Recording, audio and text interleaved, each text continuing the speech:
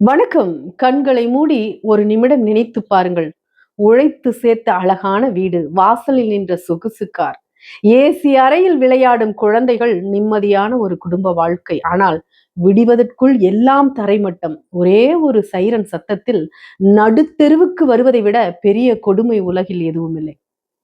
இன்று ஈரான் முதல் மத்திய கிழக்கு நாடுகள் வரை கோடிக்கணக்கான மக்களின் நிலை இதுதான். நேற்று வரை கோடீஸ்வரர்களாக வாழ்ந்தவர்கள் இன்று தன் கையில் கிடைத்த ஒரு மூட்டையோடு தன் மனைவியின் கையையும் பசியால் அழும் குழந்தையின் விரலையும் பிடித்துக்கொண்டு மைல் கணக்கில் நடந்தே அகதி முகாம்களை நோக்கி நகர்கிறார்கள்.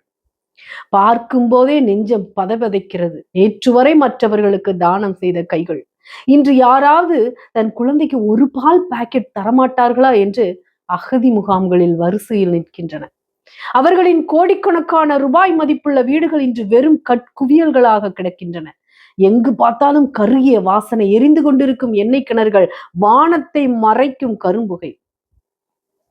இந்த இடிபாடுகளுக்குள் புதையுண்டது வெறும் கற்கள் அல்ல, பல்லாயிரம் மனிதர்களின் ஆயுட்கால உழைப்பு. பேசி தீர்த்து கொள்ள எத்தனையோ வழிகள் இருந்தும் ஏன் இந்த ஏவுகணை தாக்குதல்? அதிகார பசி.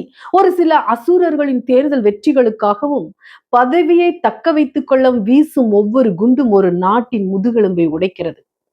எல்லாருக்கும் இப்போது ஒரே கேள்விதான். சாமானியர்களுக்கு மட்டும்தான் அறம், நியாயம், தர்மம் எல்லாம் சொல்லப்பட்டிருக்கிறதா? இந்த உலக அதிபர்களுக்கு அந்த அகராதி கிடையாதா? கடவுளுக்கு கண் இல்லையா? உலக நாடுகளின் பொருளாதாரத்தையே பணயம் வைத்து பெட்ரோல் விலையை ஏற்றி ஏழை மக்களை பட்டினி போட்டு இவர்கள் அடைய போகும் வெற்றி யாருக்கானது?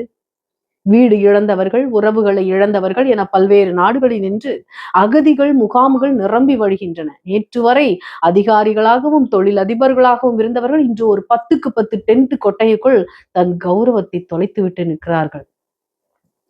ஒரு பக்கம் மக்கள் மருந்துக்கும் உணவுக்கும் வழியின்றி தவிக்க, இன்னொரு பக்கம் பில்லியன் டாலர்களை போருக்காக செலவிட்டு தென்னாவெட்டாக ஏவுகணைகளை வீசுவது மனித நேயத்தின் மிகப்பெரிய தோல்வி. இதற்கு கடிவாளம் யார் இடுவது?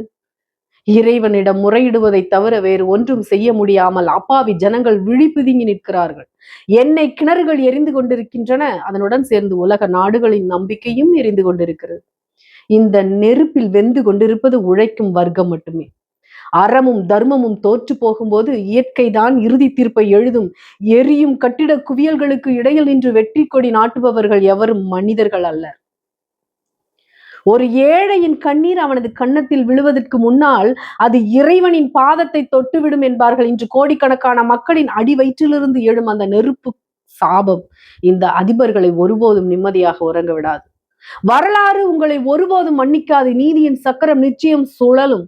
அன்று நீங்கள் ஏவிய ஏவுகணைகளை விட மக்கள் விடும் கண்ணீர் வலிமையாக தாக்கும். எல்லாம் வல்ல இறைவா, யாரோ செய்த பிழைகளுக்காக, எதற்கென்றே தெரியாத போருக்காக இன்று நடுத்தெருவில் நிற்கும் கோடிக்கணக்கான ஆன்மாக்களின் அழுகுரலை நீ கேள். அதிகார போதையில் ஆடும் அசூரர்களின் கண்களை திற. ஏவுகணைகளை விட ஒரு ஏழையின் கண்ணீர் வலிமையானது என்பதை அவர்களுக்கு புரியவை.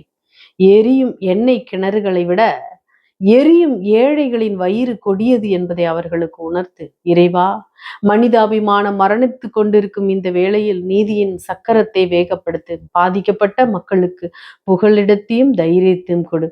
இந்த யுத்த நெருப்பு அணையட்டும். அமைதி எனும் மழை பொழியட்டும். அறம் தோற்று போக விடாதே. தர்மம் தலை காக்கட்டும். சாமானியர்களின் கண்ணீருக்கு ஒரு விடியலை தருவது உன் கடமை. உலகம் யாவையும் உயர் மண்டலமும் அமைதி பெறட்டும். வாழ்க நலமுடன். நன்றி.